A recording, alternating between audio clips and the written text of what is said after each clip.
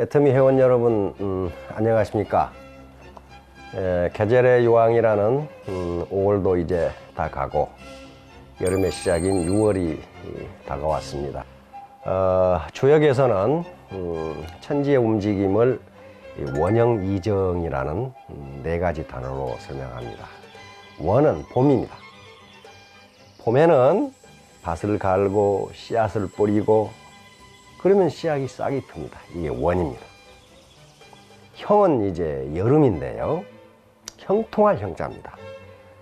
그 씨앗이 자라고 무성하게 열매를 맺어가는 그 과정이 형입니다.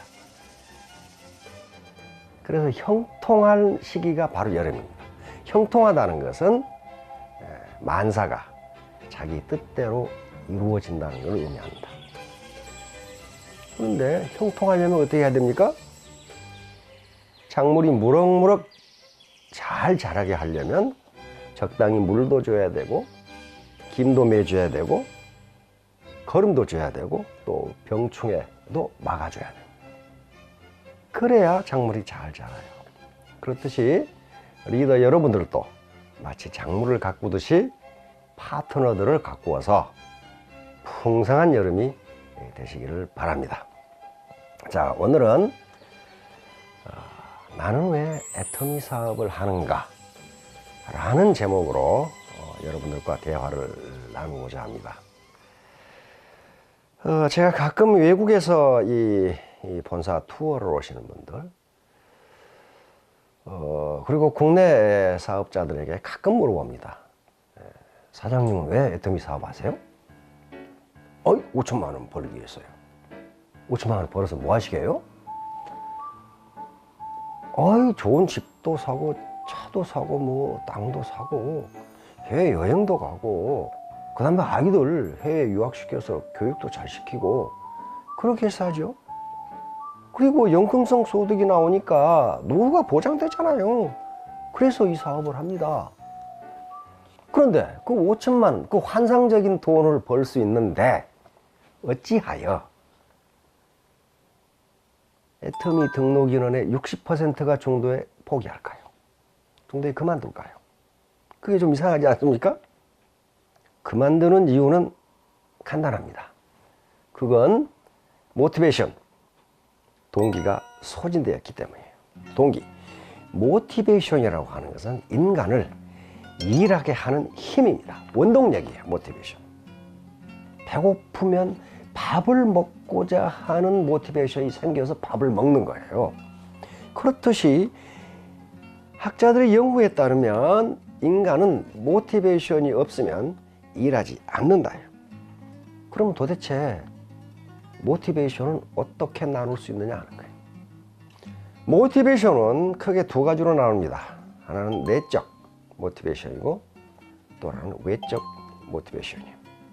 내적 모티베이션은 마음에서 우러나는 동기와요. 다시 말하면 그 일이 즐거워서 또는 열정에 빠지고 싶어서 또는 내 사명감, 의무감, 책임감, 인간의 이런 어떤 본질적 가치를 추구하고자 하는 마음이 내 마음에서 우러나서 그 일을 하는 것을 내적 모티베이션이라고 합니다.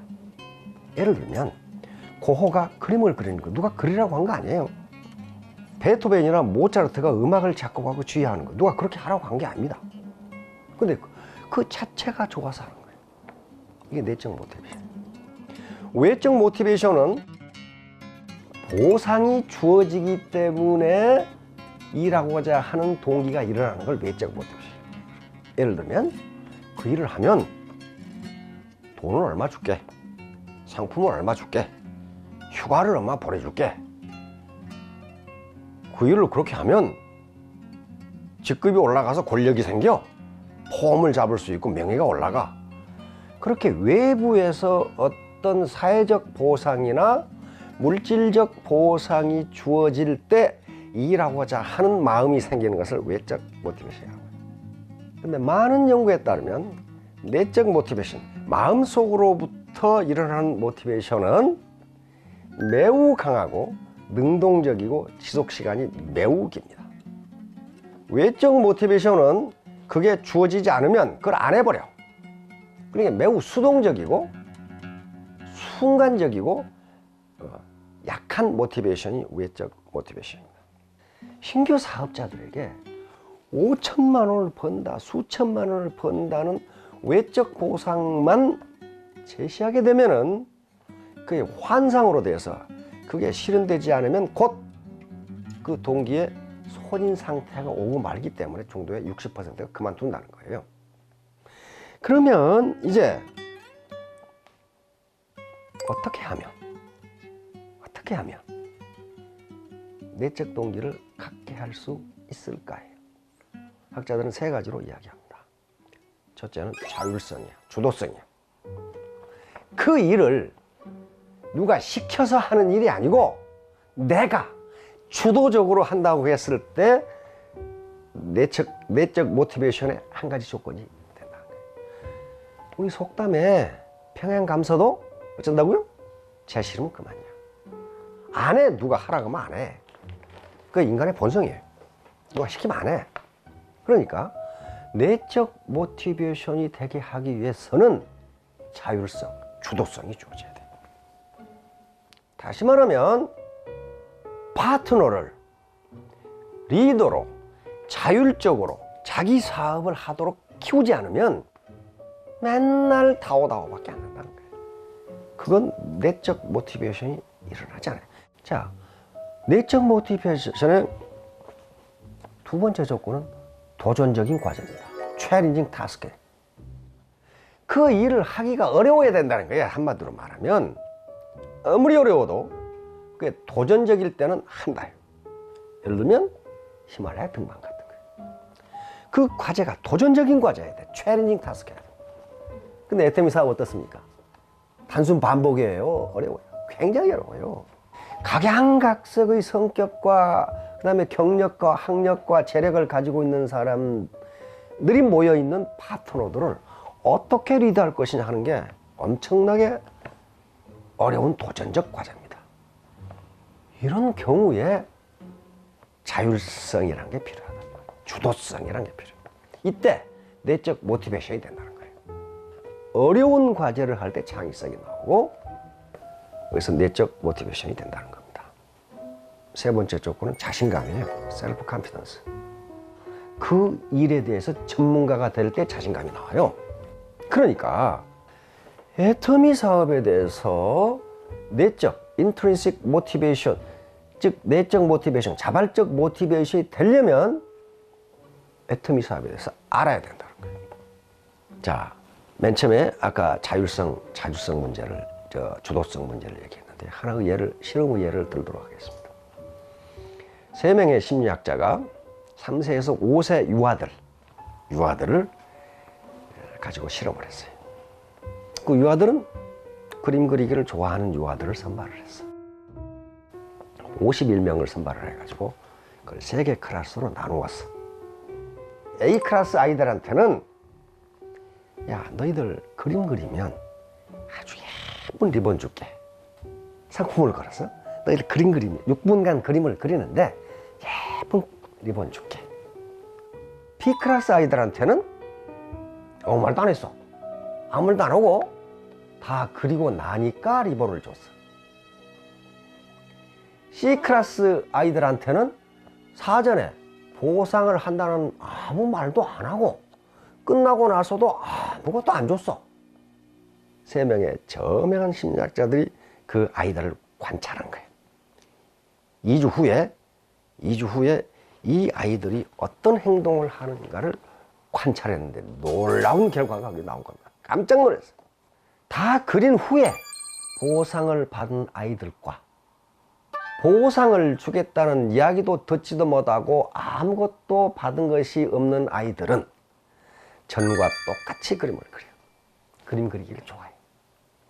근데 너희들이 그림을 그리면 예쁜 리본을 줄게. 이 A 클래스 애들은 그림을 그리지 않고 밖에 나가 놀거나 레고 놀이를 하거나 잠을 자거나 그래. 다시 말하면 자발적 동기, 내적 동기를 외적 동기가 훼손해 버린 거예요. 이건 애터미 사업자 리더들에게 시사하는 바가 매우 큽니다. 그러니까 신규들에게 제발 5천만 원 이자하지 마세요. 외적 동기는요, 금방 환상적인 효과를 올리지만은 오래 가지 못해요. 그리고 그것이 실현되지 않으면 금방 실망하고 그걸 안 해버려요. 내적 동기를 유발해 줘야 돼요. 내적 동기를 유발하려면 애터미 사업이 왜 객관적으로 성공할 수밖에 없는 조건을 갖추고 있는지를 명확하게 인식시켜야 돼요. 다음 인문학 상책 시간에 7월에 이 이야기를 자세하게 할 겁니다. 그 조건을 저는 6가지로 정리하고 있습니다. 첫째는 매몰 비용이 제로라는 거예요. 매몰 비용. 다시 말하면 진입비, 퇴출비, 월간 유지비, 광고비, 간판비, 의자 비용이 없다는 거예요. 두 번째는 대중 명품이라는 거예요. 손해 없어, 손해. 세 번째는 회사 주도 교육 시스템이라는 게 굉장히 중요합니다. 이래야 동반 성공이 가능해요. 네 번째는 정의로운 보상 플랜이라는 겁니다. 다섯 번째는 재심 합력 시스템이라는 회사의 건전한 재무 구조입니다. 회사의 빚 제로라는 거예요. 이게 무슨 얘기냐면은 아무리 경제가 불황이고 상황이 어려워도 회사가 망하지 않는다는 거예요. 이런 6가지 특장점들 때문에 애터미 사업에서 포기하지 않고 끝까지 가면은 성공할 수 있다고 우리가 믿는 거예요. 확신하는 거예요. 사실 이 끝까지 다 하려고 그랬는데 내용이 너무 길어서 앞에 동기 부분, 모티베이션 부분만 띄어서 말씀을 드렸습니다. 이게 너무 중요하기 때문에요. 다음 7월에는 이 6가지 조건에 대해서 같이 또 생각을 해보자고요. 자, 경청해 주셔서 감사합니다.